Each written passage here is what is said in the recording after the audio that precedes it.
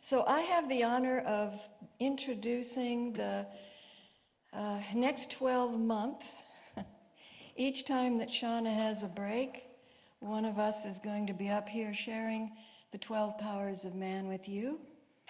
And I'm starting with strength, which is why that was a perfect song. All strength originates in spirit.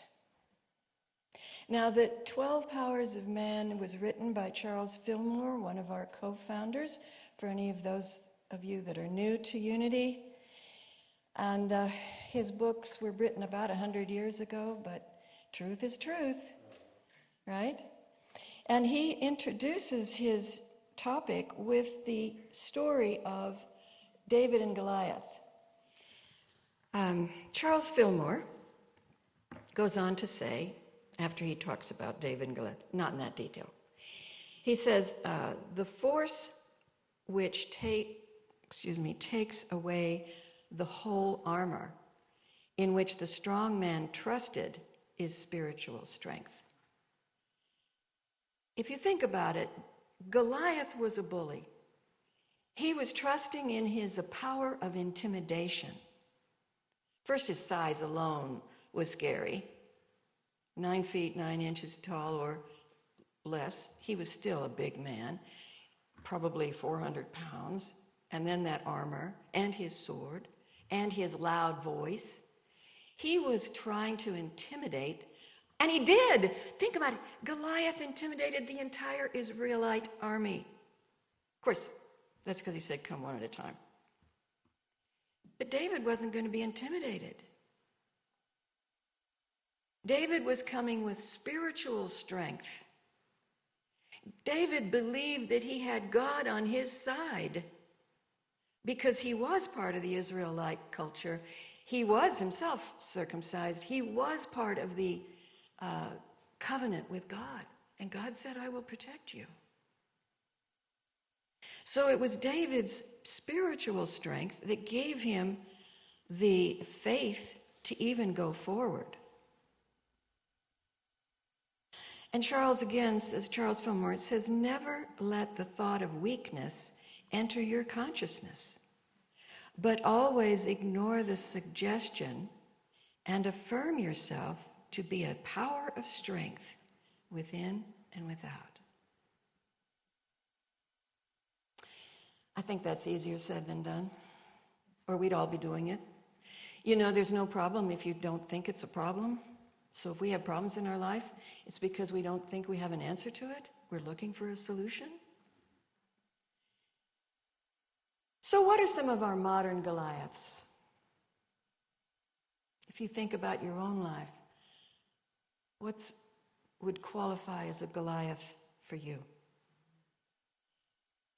A medical diagnosis where the doctor sits in front of you in his armor of white coat of authority?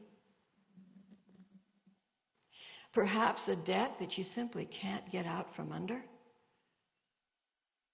And then you have another problem in the family and you just don't know how you're ever going to even pay the rent? Perhaps something larger than that, like a government agency telling you, if you don't pay your taxes by this time, we're going to charge you thousands of dollars more. And you just know you haven't got it. Or a real person that's a bully in your life. Anything that feels that threatening is a Goliath for us. Any physical, material situation that has no obvious solution. But what can we learn from David? Well, first of all, David did not go out there to fight Goliath on Goliath's terms. He didn't go out, he threw off the armor of Saul. He said, this isn't going to work for me. I'm not going to try to fight Goliath in Goliath's terms.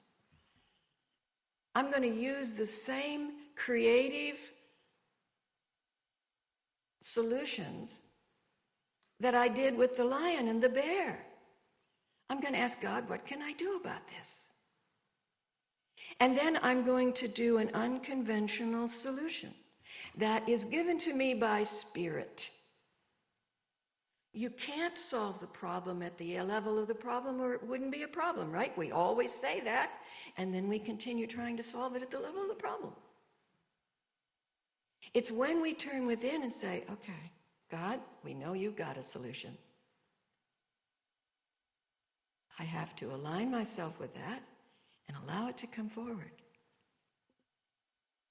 What is your sling and what is your small stone? Charles Filmore suggested the way to bring forth the God presence is to make oneself conscious of God. It's to say, I have faith in God. I have faith in Spirit. I have faith in things invisible. Such affirmations of faith, such praise for the invisible God, will make God visible to the mind and strengthen the faith faculty.